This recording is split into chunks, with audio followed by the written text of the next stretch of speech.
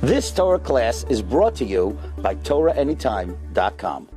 If anybody wants source sheets.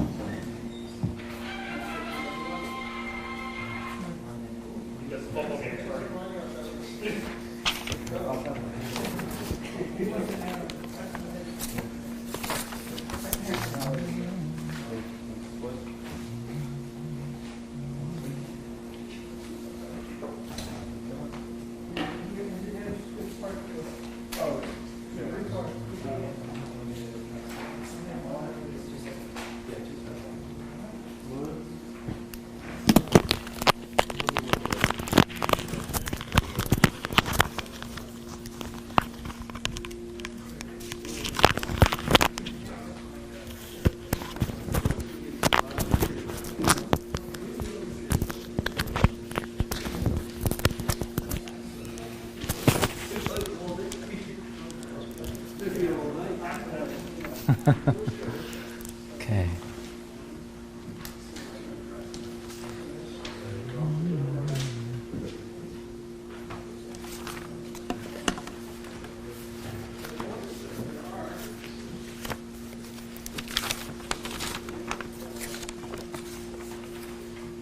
There you go.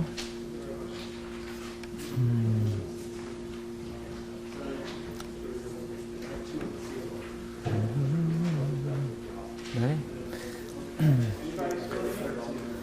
Who's that? Oh.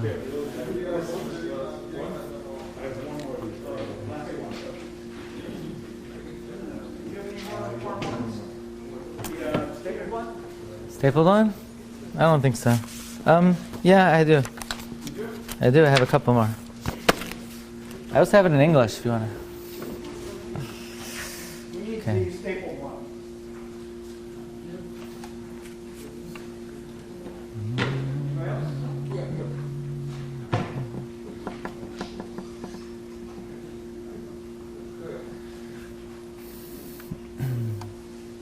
Good evening, everyone. Baruch Haba. Thank you so much for allowing me the opportunity to share with you some thoughts about Parshas Vayechi and the conclusion of Sefer Birchas. Many have asked, louder? Many have asked, so what are you doing here in Florida? Why do you come down south? So everybody knows that it's the practice and custom of all Jews constantly to move southward. We know that in the Chumash, Avraham Avinu, he never goes north. There is not one pasuk in the Chumash that says, Avram hoylech v'nasoya tzafoina. He's always haloich v'nasoya hanegba. He also never goes east. He never goes west. Throughout the Chumash, Avram Avinu is constantly moving south. Amazingly, even when he's leaving Egypt and coming back to Eretz Yisrael, it says that Avram Halach V'Naseh HaNegba, but he's not going south, he's going north.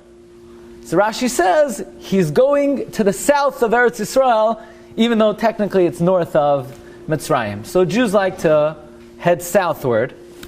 The Gemara says, Haroitze lahachkim yadrim, if you want to become wise, you move to the south. You always have to follow the ways of Abraham, Yitzchak, and Yaakov. It's interesting, in Vayechi, we have this special bracha. Now, when you bless your children, you don't say you should be Yisimcha Lekim ki Yehuda, Yisimcha Lekim ki Yosef, Yisimcha Lekim ki Ephraim v'Menashe. Who exactly is Ephraim and Menashe? Why do we want our children to be like specifically Ephraim and Menashe? Probably today, the greatest Marbitz Torah, or certainly up there, Rav Asher Arieli, gives the largest share in the world. His brother, though, Rav Shlomo Arieli, wrote an incredible sefer. He wrote in-depth commentary on many, many volumes of Rabbi Akiva Eger. But he also wrote Svarim on Chumash and various other subjects. And he addresses this question: why do we bless our children Yisimcha Lekim ke Ephraim v'Menashe? Why specifically like Ephraim and Menashe? So he says that the Tanad Ve'Eliyahu encourages every Jew to, so to speak, ask of themselves, to challenge themselves. Person's obligated to say, Masai yagiu masai lamasai avoisai Avram Yitzchak v'Yaakov. Person's obligated to say to themselves, hey, me, Rabbi Yud, when will my actions reach the actions of Avraham, Yitzchak, and Yaakov? In other words, we have to always ask, are we heading closer to the path of our Avos HaKadoshim? Are we getting closer to Avraham, Yitzchak, and Yaakov? That is everybody's mission, that is everybody's challenge, and certainly that's what we want from our children. That they should reach, they should be magia, they should come close to Avraham, Yitzchak, and Yaakov. Now, who in history actually took an extra step and was far from Avraham, Yitzchak, and Yaakov and got closer to Avraham, Yitzchak, and Yaakov? Nobody represents that more than Menashe and Ephraim. They were grandchildren of Yaakov, and Yaakov says, no, Ephraim and Menashe, Kiruvein v'Shimon Yoli. So they were in fact grandchildren, but they were then reckoned and deemed to be children.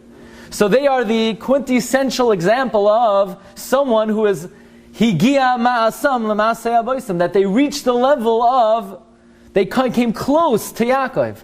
So therefore it is every parent's desire to bless their children. They should be like Ephraim and Menashe. I want to examine 28 psukim this week's Parsha. I remember when I was in third grade, I don't know if I could have translated too many psukim in the Chumash, but we were given the job to memorize what they called Birchas Yaakov. Is that how we know it as? Birchas Yaakov, the blessing of Yaakov. Now, who decided that these 28 psukim are blessings? Where does it say that? Does it say that in Bavli Yushalmi? No. Does anybody officially label these 28 psukim Birchas Yaakov? It's not that clear. The closest I've seen is that in Hilchos Birchas Hamazon, the laws of benching, the Mechaber discusses a case where there are three people sitting around the table, Avraham, Yitzchak, and the Mechaber has a whole complicated, complex case where the Mechaber says it will come out that Yitzchak will get the Birchas Yaakov. But that's as close as we have to any official label that these 28 psukim are called Birchas Yaakov. And we would like to examine this evening, what exactly are these 28 psukim? We know Yaakov Avinu is laying on his deathbed. He's surrounded by his 12 children. We know Chazal say Yaakov was getting a little nervous. He wanted to tell them when Mashiach was coming, and he lost it. Nistemu einav. Yaakov Avinu wanted to be Megala the Kates, and it sort of eluded him. It slipped his mind, so to speak. But what exactly is he telling his children? Some children clearly got a blessing. Yehuda was blessed. Yehuda was blessed. You should have military prowess. You should be powerful. Other children were blessed as well. Asher was given a very fertile land. Gad was told that he would be a powerful warrior. So certainly many of the brothers were given blessings. On the other hand, many of the brothers were heavily criticized. Ruvain does not seem to get any bracha. Ruvain starts off, Ruvain, b'chayri ata, you are destined for greatness, you're my firstborn. Koichi, v'reishas oini, you're my first strength, you're my vigor. Yeser says v'yeser az, you should have had extra honor, extra prestige. But, you're impetuous. You can't wait. You have no patience. Pachas kamayim al toisa. Ki alisa mishkavei abicha. So Ruvain is criticized. Ruvain is basically told that you could have been great and you blew it. Now, is that a blessing? That's not a blessing. There's no blessing there. Nothing was promised to Ruvain. No complimentary comments were given to Ruvain. So what exactly are these 28 psukim? Are they blessing? Are they criticism? Ruvain got criticism. Shimon and Levi, they weren't blessed. Yaakov Avinu said, you guys have a terrible, you need anger management. You wiped out a city, you never asked me. Shimon and Levi, you're terrorists. Klei chamas mecheroseim. You could join our cousins there in the Middle East, but klei chamas mecheroseim. So Reuben didn't get any compliments. He didn't get any blessings. Shimon and Levi didn't get any blessings. So what exactly are these quote-unquote Birchas Yaakov? Yehuda got a blessing.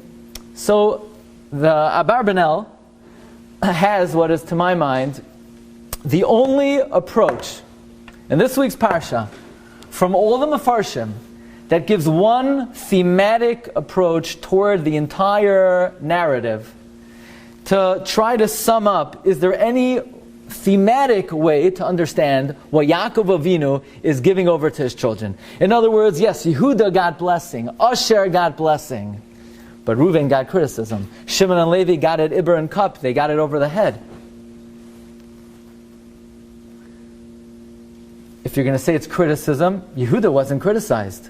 So Yehuda was blessed. Reuven and Shimon were criticized. Maybe, says Abarbanel, what Yaakov Avinu is doing is he's giving prophetic information over to his children. He's letting them know, what's in store for you in the future. What's going to be in your future history. And Yaakov Avinu looks into the future. He says, Binyamin, Ze'ev Yitroif, Shaul HaMelech will come from you. You're going to have a lot of spoils from victory in war. But again, the Abarbanel says that's Binyamin. Maybe that's done. Yaakov Avinu predicts the victories of Shimshon HaGibar. So Dan gets prophetic information, and Binyamin gets prophetic information. Not Reuven, not Shimon, not Yehuda. Well, maybe, says the Abarbanel, what's taking place is Yaakov Avinu is geographically locating his descendants and children to various parts of Eretz Yisrael. Like everybody needs their father to give them real estate advice. Where you should move, where's the best community, what kind of house you should buy, should you rent? That's what you need a father for. So interestingly, Zavulon, Yaakov Avinu says, Zvulon l'chayf yamim yishkain. Zvulon, you're going to live by the seacoast. You go to Miami, you go by the water. But says Abarbanel, there seems to be something missing over here in these 28 psukim. Some brothers are blessed. Some brothers are criticized. Some brothers are given real estate advice. And some brothers are just told about their future. So while some Mefarshim learn, like Rashi, that these are brachos, that the Ibn Ezra disagrees because Ibn Ezra says many of the brothers didn't receive any blessing at all. While some Mefarshim like the Ibn Ezra learn that the Birchas Yaakov is merely prophetic information of what's in store for the future of Yaakov's descendants, that is certainly not the case in the vast majority of the brothers. And therefore the Abarbanel says that any one of the four approaches that you're going to offer to try to explain a thematic approach to the Birchas Yaakov falls short of one thematic way to explain what these 28 psukim are trying to accomplish. And then the Abarbanel asks a whole slew of other more detailed questions on particular areas of the Birchas Yaakov. For example, Lo Yasser Shevet MiYehuda, which is presumed to mean, we're all familiar with the Ramban, especially I see a very high concentration of Chafetz Chaim people. And this is a big Ramban, Lo Yasser Shevet MiYehuda, that the Ramban offers that Yaakov Avinu, in his ethical, in his will, he tells all 12 tribes, hey, listen up. I want kings to always come from Yehuda. And we all know the famous comments of the Ramban. The Ramban says that that's the reason why the Chashmonaim were punished so severely, because they usurped the Melucha and they appointed kings from the Kohanim. By the way, you should know, the Ramban's Pshat in Lo Yasser Shem Yehuda is almost a Das Yachid. Kemat, almost, none of the Rishonim agree with the Ramban. Most Rishonim hold that the Chashmonaim did absolutely nothing wrong in taking the Melucha. As we're going to see, the Abarbanel disagrees with him. The Ran asks about a dozen questions on the Ramban and rejects the Ramban. And the Abarbanel says, what do you mean, Lo Yasser Shem Yehuda? In fact, for the vast majority of Jewish history, we didn't have kings from Yehuda. Who was the first king? Shaul HaMelech. He's from Yehuda. After David reigned, and then Shlomo, then Yeravam ben Nevat split the Melucha. So what's this big prophecy, Lo Yasser Shem Yehuda? And what about today? Lo Yasser Shem Yehuda? We hardly even had kings in Jewish history in the first place. And then one of the biggest pelas, one of the biggest wonders that the Abarbanel asks is, let's talk about Dan. I once had the privilege, I was near Ramat Beit Shemesh, and a friend of mine said, let's go for a little adventure, and we're going to go to the kever of Dan. Okay, I don't know if done is one of the hotspot kvarim in Eretz Yisrael. I said, sure, I'm always in for an adventure. So he took us, my friend Zev Tiberg, he took us around this mountain. There's a quarry, and we were literally driving in holes and pits until we came to the kever of Dun, and there was like a chicken coop there. It was quite a interesting scene at the kever of Dun. And by the bracha of Dun, interestingly, it says he done nachash al yedei shvivan alei oirach. And how does Dun's comments end? Lishu ascha kivisi Hashem. So Yaakov Avinu says, for your salvation, God says, I yearn. Yaakov says, I yearn. Yibban Hashem, I yearn for your salvation. Now, what does that have to do with anything? Either Yaakov is giving Dun a bracha, or he's telling him prophecy. Why would he end Lishu ascha kivisi? He's saying Kriya Shema Lamita now. Yaakov Avinu, in the middle of the Birchas Yaakov, he's saying Kiddush Levana. What's going on? Lishu ascha kivisi Hashem. What does that have to do with anything?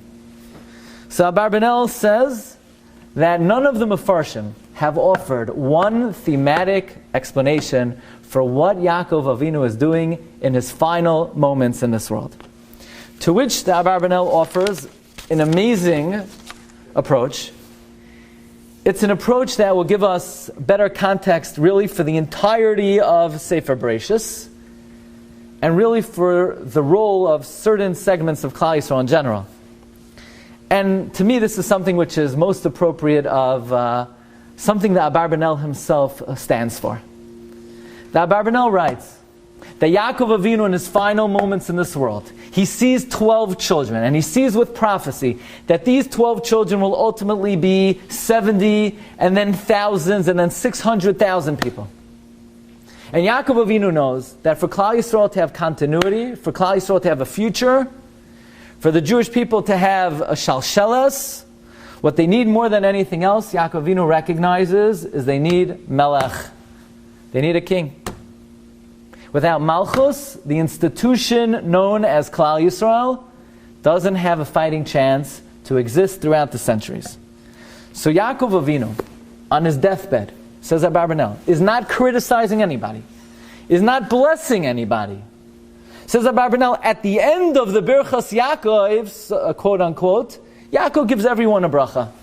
But that's not the Birchas Yaakov. Says Abarbanel, more important than criticism and blessing and prophecy and real estate advice is Yaakov Avinu needs to set up Klal Yisrael for the future. Namely, we cannot be a people without a leader.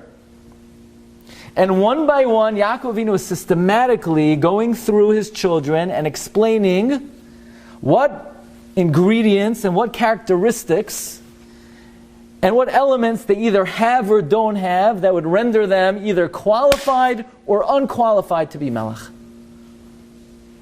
There's no blessing here. There's no criticism here. There's no musar here. It's merely that everyone needs to understand who will be the leader of Klal Yisrael from the time that Yaakov Avinu dies until Mashiach comes. So Yaakov starts with his firstborn. He says, Ruvain, b'chori ata. Ruvain, you were destined for greatness. Koichi v'reishas oini. You were my firstborn. You had my vitality, you had my vigor. Yeser se'es v'yeser az. You should have been the leader of the Jewish people. But the problem is, and I'm not criticizing you, and maybe this is your personality, and maybe you needed to act this way, and maybe you'll be rewarded for acting this way. But your characteristic is, you are impetuous. You act immediately, without deliberation. And I need a kid like that, and Klal Yisrael needs people who, when they sense something is wrong, we need that guy to stand up and to shout and to say something and to assert and insert themselves. But that's not how a king behaves. Melech b'mishpat yamod eretz. A king has to be deliberate. A king has to be thoughtful. A king has to be conscientious. And Reuven, you don't have that personality trait. And I'm not criticizing you. And perhaps you did the right thing when I moved my bed into Bilhah's tent. Maybe you did the right thing by moving it into Leah's tent. I'm not punishing you. It doesn't say anywhere that according to the Abarbanel at least, that Reuven was punished. This is just a matter of fact. Reuven, you don't have the personality which is necessary to be the leader of Klal Yisrael. Shimon and Levi, you're great guys, but you have a temper. So get a job as a Rebbe in Yeshiva, the Abarbanel says. You know, Rabbi Yaakov Kamenetsky writes that you need fiery people to teach Torah to the next generation. Shimon and Levi, they were passionate, they were fiery, they were not tolerant. And you need people who have a certain degree of zealotry or zealousness or alacrity to be able to give over the Masarah to Klal Yisrael, not in a, well, by the way, you have to give it with energy, with passion. But you can't be the king. King has to be deliberate. King has to be thorough. King has to have an element of tolerance. Melech b'mishpat yamod eretz. These are not the characteristics, says Rabbi Yaakov Kamenetsky, that are necessary to be the king of Klal Yisrael. Achal came b'Yaakov, afitzim b'Yisrael. Rashi says there'll be malamdei tinoikos, there'll be rabbeim. They'll give over the tradition, but they can't be the unanimous leader of the Jewish people. And then Yaakov Avinu comes to Yehuda, and he says, Yehuda, listen up, Yehuda. You have what it takes. Says Abarbanel, there are 4 main characteristics that are necessary to be the leader of Klal Yisrael. Number 1, Yehuda, the Malchus of Klal Yisrael, leadership of Klal Yisrael. And we're going to see that doesn't mean being the Melech. It means being the leader, the Gadol b'Yisrael. This is not a memshala. This is not a dictatorship. It's Melech. The Melech reigns with the consent of the people. So therefore, Yehuda, ata yoducha achecha. Your brothers acknowledge your superiority. Now, in general, even though usually if somebody has something that others don't have, that could breed jealousy.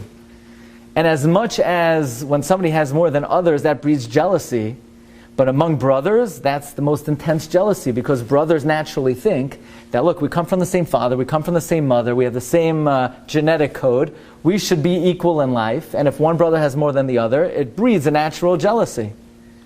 And yet, Yehuda, whenever something of significant importance came up with the brothers always said, what does Yehuda say? Yehuda said, Ma betza. Yehuda turned to Yosef and said, Vayigash, I love Yehuda. The brothers weren't jealous of you, Yehuda. You commanded the authority and the respect of your brothers. And therefore, in that sense, you have what it takes to be the Melech. The other factor is to be the king of Klal Yisrael. You need military prowess. You need powerful military leadership. You have that, Yehuda. Yodcha ba'oref oivecha. Your hand is at the nape of your enemy. You're a powerful leader. You're exemplary in military warfare. You have what it takes to be the king of Klal Yisrael. Gur Aryeh Yehuda. You're a young lion cub. You're gentle. You're not a terrorist. Klei chamas mecheroseim. You're not impetuous. You're not angry. You're gentle. You're calm. You calmly obliterate the enemy. That is what a king does. You're like a gentle cub. But you have the stability, you have the endurance of a mature lion. And at this point in time, Yaakov Avinu is officially designating Yehuda as the Melech, unless he could find someone else among his children that could meet the bill. Yehuda is not being praised. Yehuda is not being told prophetic information. Yehuda is not being complimented. Yehuda is just being declared the Melech of Klal Yisrael. In fact, interestingly, Rav Zalman Sorotzkin writes already in Parshas Vayigash, Yaakov Avinu needs someone to establish the yeshiva. So it's a pella. Who does he send to establish the yeshiva? The Gemara says that Poskim will only come from either Shevet Levi or Shevet Yisachar. Shevet Levi, Yoru Mishpatach Yaakov, the Gemara says in Yuma. Shevet Yisachar, Bnei Yisachar, Yodei Binim La'itim. So you would have expected, if Yaakov Avinu is establishing a yeshiva, which Chazal say, Shemimenu Yetzei Hayra Li Yisrael, he would have appointed either Levi or Yisachar. No. Yaakov sends Yehuda. Asks the Marsha, what do you mean? Yehuda's not a Paisek. The Gemara in Yuma even asks, what about from Yehuda? And the Gemara says, no, Yehuda Paiskim don't come from. Says the Marsha, Melech Shani. A king has the siyata d'shmaya to establish the halacha k'moisai, and therefore Yaakov sent Yehuda to establish the yeshiva to declare him as Melech. Okay, let's move on to some of the other brothers and then try to explain why it was so critical at this juncture in history for Yaakov to appoint a Melech. Now, says Abarbanel, but we asked, what do you mean, Lo Yasser Shevet mi Yehuda? It's not true. Yeravam ben Nevat was the Melech. Shaul was the Melech. And for the last 1,500 years, who was the Melech in Klal Yisrael that came from Shevet Yehuda? Says Abarbanel in great deference to the Ramban, La Yasur Shevet mi Yehuda does not mean the king of the Jewish people has to come from Shevet Yehuda. There's no such law, practice, expectation. It's not even better for the king of Klal Yisrael to come from Yehuda. It doesn't say La Yasur Malchus mi Yehuda, La Yasur Shevet mi Yehuda. Says Abarbanel, La Yasur Shevet mi Yehuda means Yaakov Avinu wants the Gedolei Yisrael to come from Shevet Yehuda. Says Abarbanel, from the time that Yaakov said these words until my time, 1492, the vast majority of the Torah leadership of the Jewish people always came from Shevet Yehuda. By the way, you could do a study. Kemat, all the Gedolei Yisrael came from David HaMelech. Whether it was Rashi, whether it was the Ramban, whether it was the Rambam, whether it was the Maral, they're all Rabbi Yehuda Nasi. They all came from Shevet Yehuda. In fact, today, more than 80% of Gedolei Yisrael come from Shevet Yehuda, and that's because more than 80% of Ashkenazic Jews come from David HaMelech. But even today, it's interesting. There's a book called the Luria Code, which traces back almost all Ashkenazic Jews alive today back to David. That's because almost all of Klal Yisrael comes from Rashi. Because interesting, in the 11th century, how many Ashkenazic Jews do you think there were? There are only 10,000 Ashkenazic Jews in the world. Only 1,000 years ago. And Rashi had 5 daughters. So almost everyone today could trace back to Rashi. But Abarbanel says, until his time, he actually learns a pasuk in Chumash. He says that, a pasuk in the Nevi'im, that when when the Romans exiled the Jews when Nebuchadnezzar exiled the Jews from Bavel, ultimately the Jews that went to Spain, who the Abarbanel writes, produced almost all the future Gedolei Yisrael, came specifically from the family of David HaMelech, and it's an explicit pasuk in the Nevi'im. The Abarbanel says, and even in my time, you look around, almost all the Gedolei Yisrael come from Shevet Yehuda. Now what's most interesting is that throughout the writings of Abarbanel, he always says about himself that he's a choiter migeza yishai. The Abarbanel himself was a ben achar ben, going back to David HaMelech. So this is certainly an idea and approach which is fitting of the Abarbanel. So Abarbanel moves on. He says, throughout the Chumash, Yehuda was the one who said Ma Betza. Yehuda said, we can't sell Yosef. We don't want to sell him. We can't kill him, excuse me. When they needed somebody to deal with Yosef in Mitzrayim, Vayigash Elov Yehuda. Who was the degel that traveled first? Yehuda. Which Shevet went to war first? Yehuda Yaleh. When they counted Klal Yisrael, who was counted first? Yehuda was counted first. When they distributed land in Eretz Yisrael, Yehuda got the first Chelek. When Klal Yisrael was counted in Nevi'im and Ksuvim, Klal Yisrael was counted, and then Yehuda's counted separately. Says Abarbanel, after the Churban, the Reish Galusa, always from Yehuda. The Nasi, always from Yehuda. So throughout the Tanakh, throughout the Mishnah, throughout the Gemara, says Abarbanel, until my time, nearly every Gadol b'Yisrael came from Shevet Yehuda. The Rosh Sanhedrin, says Abarbanel, came from Shevet Yehuda. The Nasi, the Reish Galusa, and the Rosh Sanhedrin. Lo Yasser, in the times of the Chashmam, they usurped the Melucha, says Abarbanel, so what? Doesn't say anywhere they can't be the kings. Even when they became the king, the leader of the Jewish people in Yerushalayim was a Nagid, was a prince from Yehuda. So you'll ask, but what about the Ramban's Kasha? The Chashmam met such a drastic and terrible end. They were all wiped out, weren't they? So it's interesting. Rabbi Tzadok HaKohen says no. Where does it say that the Chashmam were wiped out? Where does the Ramban get that from?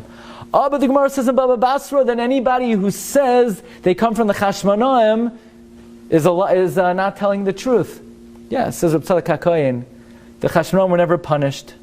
There are millions of descendants of the Chashmonaim anywhere, but because they were wanted, nobody would say that they're from the Chashmonaim. So if anybody says they're from the Chashmonaim, they're lying. But says Rabbi Tzadok HaKohen, probably most Kohanim today come from the Chashmonaim. And the Ramban's whole premise, the Rabbi Tzadok HaKohen disagrees with, and so do, interestingly, most of the Rishonim.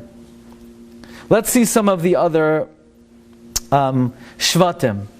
We move on. Says Abarbanel, what about Asher? Asher is a great guy, he's a terrific guy. May Asher shmein al achmai, v'yitein madane melach. Asher is a great baker. He makes great cakes, great cookies. He's wearing that nice white baker's cap, but he's not going to put on a crown. I mean, he makes madane melech, the delicacies of the king, but he's not a king. He could serve the king, but he's not a king. Naftali ayola shlucha, he's a swift dispatcher. He could run, he could carry messages, royal messages. He's a proper speaker, and he could speak on behalf of the king, and he could dispatch messages on behalf of the king, but he's not royalty, he's of service to royalty. Dun's a powerful guy. Dun has great military prowess. Here's the problem with Dun. Dun's like a snake. What does that mean, he's like a snake? A powerful king says, listen, enemy, I'm going to meet you on this mountain, at this time, on this and this date, and I'm going to obliterate you. I'm not going to sneak up on you. I'm not going to ambush you. I am going to attack you, Beroish Gali. I'm going to let you know when I'm coming, and that will be the end of you. But imagine if the king would have to sneak behind the enemy. That's that's terrorist warfare. Kings don't do that. That's a lack of honor and prestige of the king. So Dun's manner of battle and the way he goes about his military warfare is not befitting of Malchus. You know what kind of salvation we're hoping for, says Yaakov? Lishu ascha kivisi Hashem. That's not the type of salvation that the Rebbeinu Shem offers to Klal Yisrael.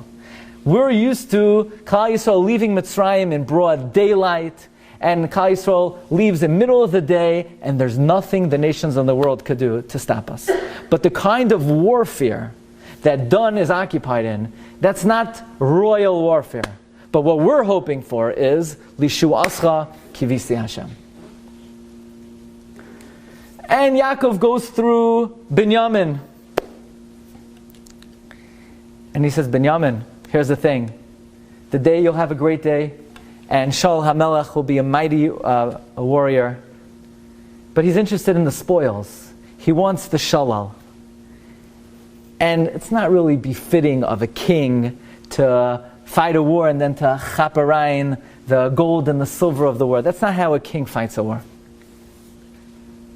Zavulon, you're a great guy, but you're a businessman. Imagine if somebody came into the king's palace and is talking to the king, and the king goes, here, you want to buy a watch? A king has to have a certain bearing. King has to have a certain aura of prestige and power, and it's not befitting of a melech to be engaged in small business. And what about Yosef HaTzadik? Why can't Yosef be the king? Yaakov Avinu says, Yosef, you're a charming guy. Bein Poiras Yosef, Bein Paras Alei Ayin. Bekitzer, to sum it up, Yosef, you have all the qualities. But there's one thing you didn't have that Yehuda has. When it comes to Yehuda, Ata Yeducha Achecha. By the way, the Chassam Sofer says, what's the greatness of Shevet Yehuda? All the wonderful things that David and Shlomo composed. So David HaMelech composed Tehillim. How many sages were involved in the composition of Tehillim? 10, the Gemara says in Baba Basra. Yoiducha. Yehuda Ata Yoiducha. You're going to thank Hashem through Tehillim. Or, Chassam Sofer says, Yudcha. The 10 sages that participated in Tehillim. What else did the descendants of David produce? Shir Hashirim, Ad Ki Yavai Shilai, Rashi Tevos. Shir Hashirim L'Shloimai. What else did Shlomo produce? Koheles, V'loi Yikahas. Says Chassam Sofer, is a remiss to Koheles. And what about Mishlei? Says Chassam Sofer, Loi Yasur Shevet Yehuda Rashi Tevos Mishlei. So all the wonderful contributions of David HaMelech, they're all alluded to in Ata Yeducha Achecha.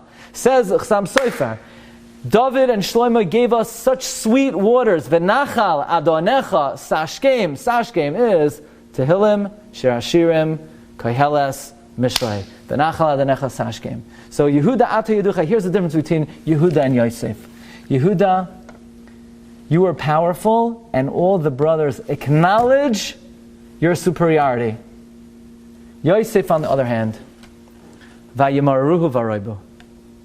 You elicit the jealousy of the brothers. That is the key difference between Yosef and Yehuda. Yosef, you know I love you. Maybe I even love you more. Here's the Ksainas Pasim. But you can't be the Melech Yisrael. You're not the man for the job. And in the last moments of the life of Yaakov Avinu, Yaakov appoints Yehuda forever as the leaders of Klal Yisrael. Now, you'll ask, why is this so critical?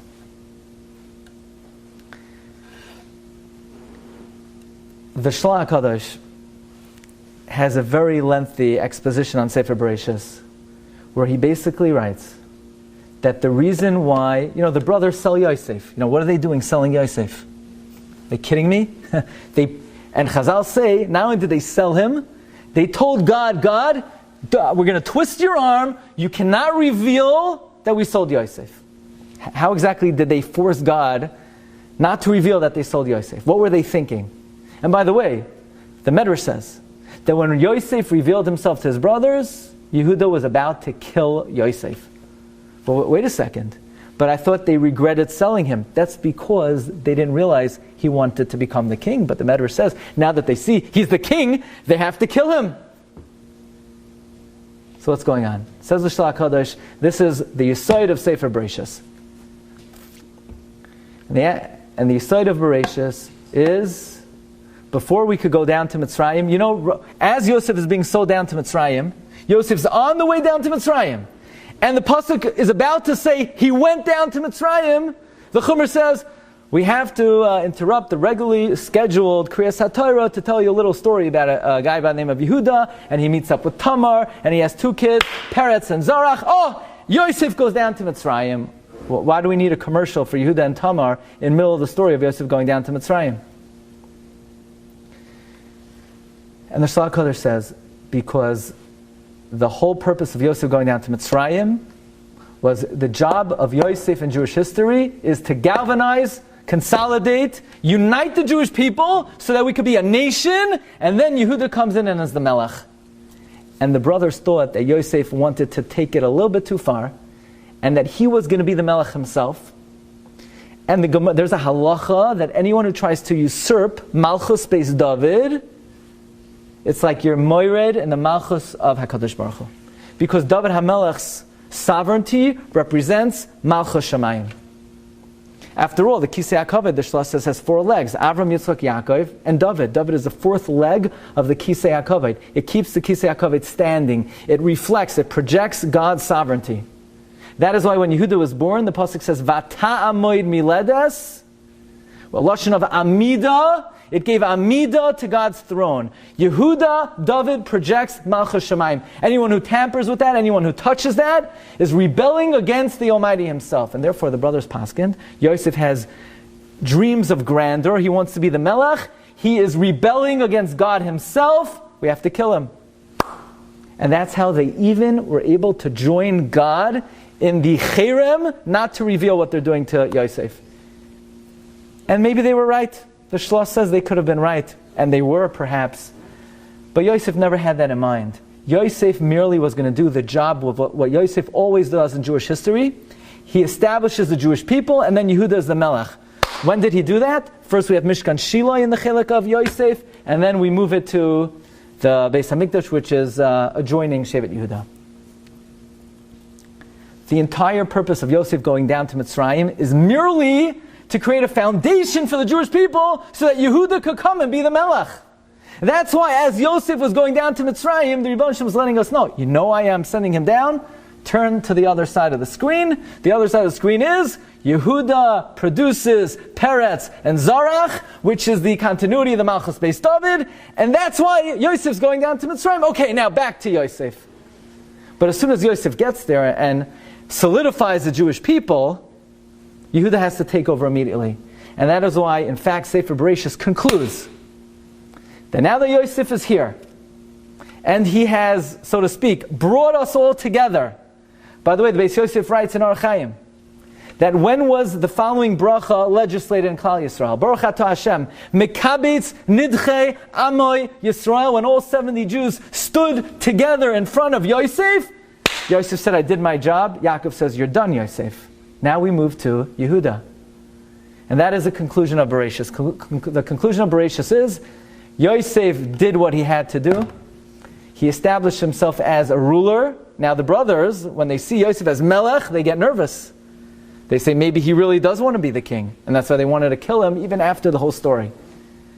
But Sefer Birchas is the setup of the leadership and the Hanhaga of the Jewish people from the beginning of time until the great day of Mashiach. That is why the Ramban writes Sefer Birchas, the Sefer Yetzirah. It's a book of creation of the entirety of world history. Until today, God has prepared and groomed Gedolim, leaders for Klal Yisrael, already in Mitzrayim. That is the book of creation, the book of Birchas. So, a few things to think about. Thank you for your kind attention. I wish everybody bracha v'hatzlacha and a wonderful evening. Thank you so much.